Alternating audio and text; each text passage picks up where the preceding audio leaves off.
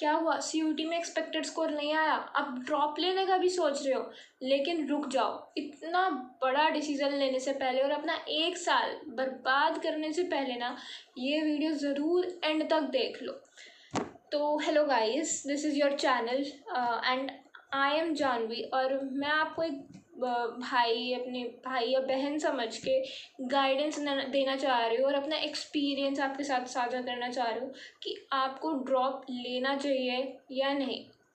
तो सबसे पहले अगर हम बात करें कि किस बंदे को, किस स्टूडेंट को ड्रॉप लेना चाहिए और किसको नहीं, तो देखो, अगर तुम ड्रॉप लेते हो ना तो सबसे पहले तो अपने आप को मेंटली प्रिपेयर कर लेना।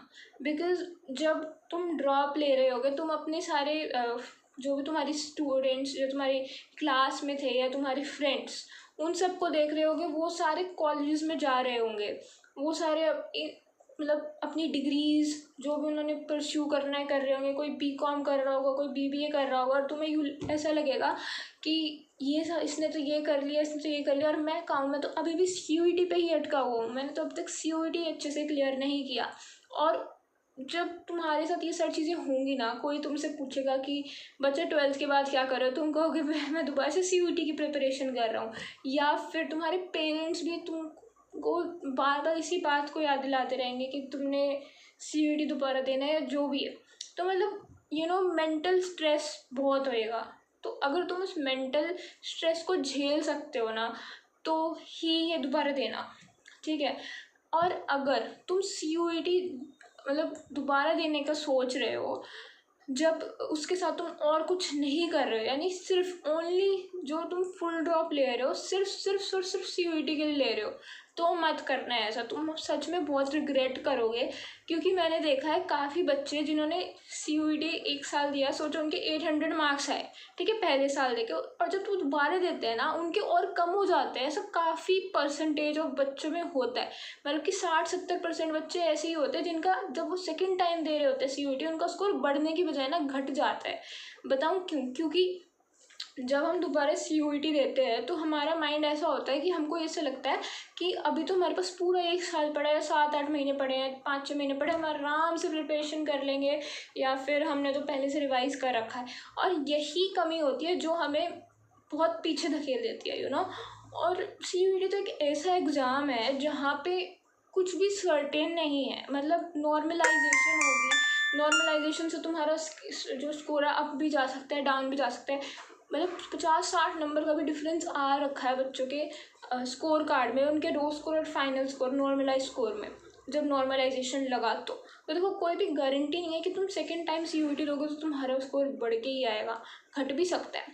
लेकिन मैं ऐसा नहीं कह रही कि हमेशा घटेगा, मैं तुमको डीमोटिवेट नहीं कर रही हूँ, बस तुमको रियलिटी फेस करवा रही हूँ, ठीक है।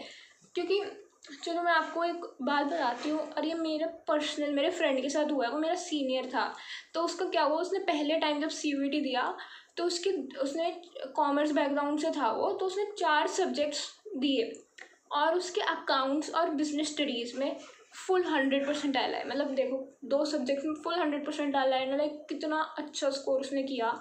बट स्टिल उसका एम था SRCC, उसको SRCC नहीं मिल पाया। हाँ, उसको नहीं मिला SRCC 2 सब्जेक्ट्स में 100 परसेंटाइल लाने के बाद भी। बट ऐसा क्यों हुआ? देखो, नॉर्मलाइजेशन की वजह से ही हुआ। ऑफकोर्स उसका जो बिल्कुल कट ऑफ के बिल्कुल इतना सा फ़र्क रह गया, उसको SRCC छूट गया। ऑल्दो उसने मेरे से कहा था कि उसको SRCC ही जाना है, उसका मेन एम ही था कि SRCC ही जाना है। तो उसने क्या किया, उसने दोबारा दिया सीयूईटी। लेकिन जब उसने दोबारा सीयूईटी के लिए प्रिपरेशन करी तो उसने पूरा साल अपना सिर्फ सीयूईटी पे नहीं लगाया। उसने जब तक पार्शियल ड्रॉप लिया। पार्शियल ड्रॉप का मतलब क्या है, उसने रामजस कॉलेज में एडमिशन लिया था, रामजस में रहा हुआ 1 साल, बीकॉम ऑनर्स करी।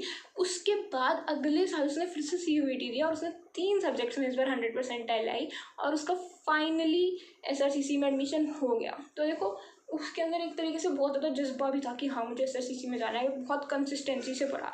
तो तुम्हारे अंदर अगर वो ज़िद है, अगर वो जज्बा है कि तुम हाँ कर सकते हो, तो ही करना, वरना मत करना। सच बता रही हूँ, क्योंकि काफ़ी सारे बच्चों के मतलब काफ़ी बच्चों के स्कोर इम्प्रूव होके आते हैं। और जो ये टॉप कॉलेज में बैठे हैं ना, काफ़ी सारे बच्चे ऐसे जो ड्रॉप लेके आए हुए हैं। बट स्टिल क्या होता है कि ज़्यादा से ज़्यादा बच्चे इसी चीज़ को मतलब ओवर कॉन्फिडेंस मान के उनका स्कोर कम भी हो जाता है। और अगर तुम ले भी रहे हो, तुमने मन बना लिया कि मैंने ड्रॉप लेना ही है, तो अपनी किसी आसपास की यूनिवर्सिटी में ट्राई कर लो। अगर नहीं अच्छे मार्क्स आए अगले साल, फुल ड्रॉप मत लो कि तुम्हारे पास एक बैकअप ऑप्शन हो। ठीक है, जैसे उसने रामदास में लिया था एडमिशन, तुम और किसी अपने आसपास या और कोई यूनिवर्सिटी में ट्राई कर सकते हो।